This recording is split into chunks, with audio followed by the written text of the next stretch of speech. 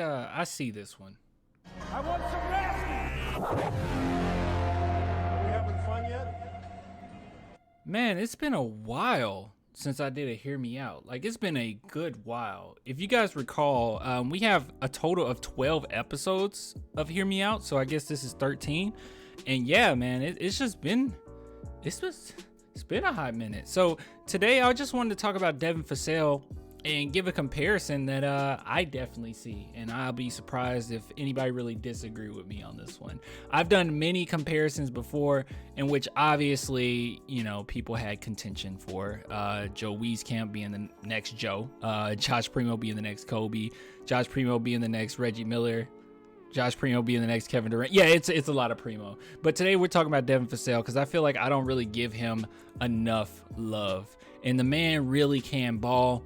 And he's so young, and I think that's part of the reason why he doesn't get a whole lot of recognition. It's a strange thing. I don't hear anybody outside of San Antonio Spurs talk about him, in which, you know, I do hear people actually talk about Keldon, actually talk about DeJounte, but Devin Vassell is always a guy that's kind of put at the wayside. Now, I really do see the comparison between him and the great Rip Hamilton. Now, first and foremost, just in playing style alone, Rip Hamilton was a scorer. Like, that's the primary thing that he was good at. He could facilitate, you know, quite a bit.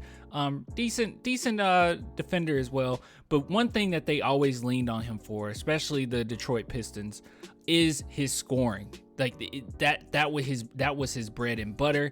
He could score on any point of the court. Very consistent for the most part. And early on, don't get me wrong, his three-point percentage wasn't the best, but you got to keep in mind this is a different era of basketball in which it's not like it is today. And I think that Devin Vassell overall will become a better player than Rip Hamilton when it comes to the three-point line. Now, if Rip Hamilton had to do this back in the day, I have no doubt in my mind that he would have been a very good three-point shooter if that was just, you know, what they called for him to do. But obviously he was not that. One thing as well that I kind of see a really clean comparison between the two is mannerisms. I know that it's not really talked about quite often, but how mannerisms kind of adjust or really predicate what type of player you're going to be on and off the court. But I will say that if you listen to Rip Hamilton in a press conference and you listen to Devin Vassell, it's quite similar. Not only that, on the court, they carry themselves the exact same way. They always play, or Rip Hamilton always played with a certain amount of confidence, but he was never necessarily really loud or really in your face. And that's definitely what I see from Devin Vassell. Like, every single time I see him play, there is a apparent arrogance to him. Like, it's there. Okay, he has a lot of confidence behind his game, but at the same time, he's also really chill, really relaxed, very Tim Duncan-esque. Not really. He has more emotions than Tim Duncan, but he definitely has those mannerisms to his game overall. So there's a lot of comparisons there, and one thing that I wanted to point out was that Devin Vassell at the age of 21, because that's really what I want to compare. I want to compare how good was Devin Vassell, or how good is Devin Vassell at the age of 21 in comparison to Rip Hamilton at the age of 21. So Rip Hamilton came into the league at 21, so it's going to be a little different, you know, trying to compare the two at that age. Rip Hamilton being a rookie, Devin Vassell not being a rookie. But if you see the numbers, it's pretty similar. Like, it's not that far off. Starting off, I would say that Devin Vassell is definitely in a better space than Rip Hamilton was. But even going forward, if you go into a year, 2 years down the line, Rip Hamilton was an absolute beast. And I have no doubt in my mind that Devin Vassell can get to that point. But these stats are really the type of stats that I would expect from a Devin Vassell once he gets into a team or goes on a team that's going to actually be a championship squad. I think this is the thing, okay? I'll be completely honest, all right? I got to be completely real with you guys. I don't necessarily think that Devin Vassell will 100%. I'll say it like this. I wouldn't put all my eggs in a basket. I wouldn't bet all my money that Devin Vassell will become like this ultra superstar. But I wouldn't put that, in there. He has a potential for it. I think Josh Primo, I will probably bet a little bit more. But Devin Vassell, I think that he's going to be a guy that not only can be a role player if you need him to be a catch and shoot player, but I think that he's going to be somebody that you really rely on just to score, kind of like a Chris Middleton almost. Like Chris Middleton is a phenomenal player, but I don't think anyone would say that he's a superstar, right? He's a champion. He's somebody that you really, really need, but I just don't see Devin Vassell taking on that role. But what I can see is Devin Vassell being a Robin to the group. And Rip Hamilton, as you guys know, back in the day, especially, and I love the Pistons. I absolutely love the Pistons in 04. I'll be honest with you guys. I really liked that team. But him in 04, he wasn't necessarily the leader of the team necessarily. I would say that was more so Chauncey Billups was more so the leader. I wouldn't say that he's the defensive anchor. There were some defenders on that team that was better than him. But one thing I would say is he had a certain role, but he was so good at it that you can kind of push him into that star level player. He had to score for his team, and he always put up the points to match it. So I think that Devin Vassell will do that. He'll be a guy that we can just kind of bring in. Can you just please put the team on your back at times and score when we absolutely need you?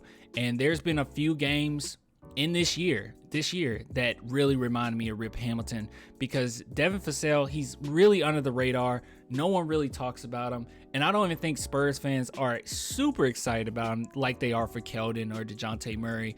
But one thing is sure is he is a scorer. And that's one thing that he does pretty well. And to show you, and I'll say this, okay, let's be real here. A really good scorer is the scorer that scores and you had no idea they scored that many points.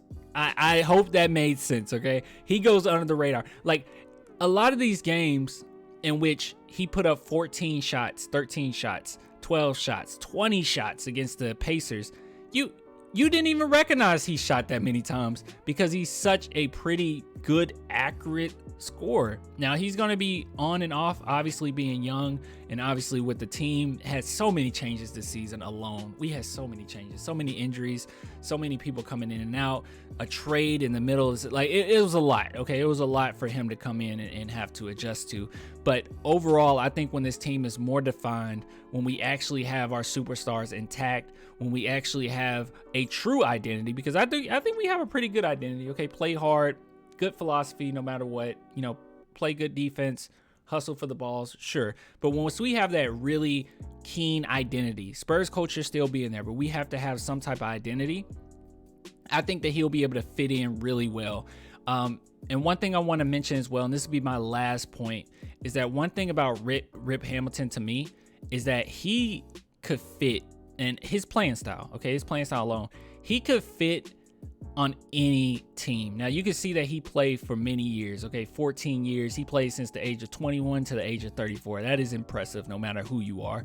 But one thing about it is you got a guy in Devin Vassell in which you can plug him into any team and they will be able to use him.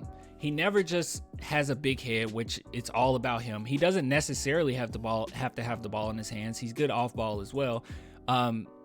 I just think that with his two-way ability, but also being a guy that's so silky smooth with his shot, you can put him on any team and he could be pretty deadly. But that's my comparison. It's not really super in-depth necessarily. It was just something that I kind of wanted to discuss for a while, and I definitely see the comparison. And one thing I did not mention, I just forgot, size as well.